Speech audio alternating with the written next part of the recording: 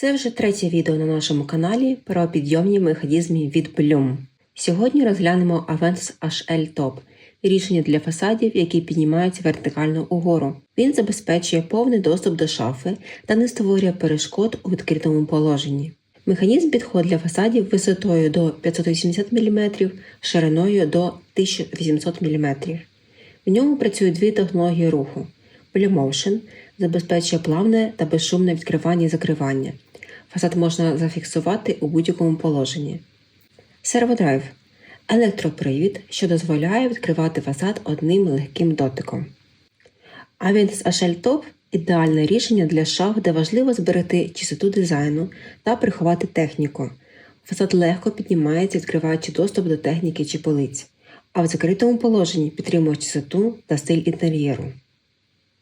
Підписуйтесь на наш канал і зберігайте це відео, щоб не загубити корисну інформацію.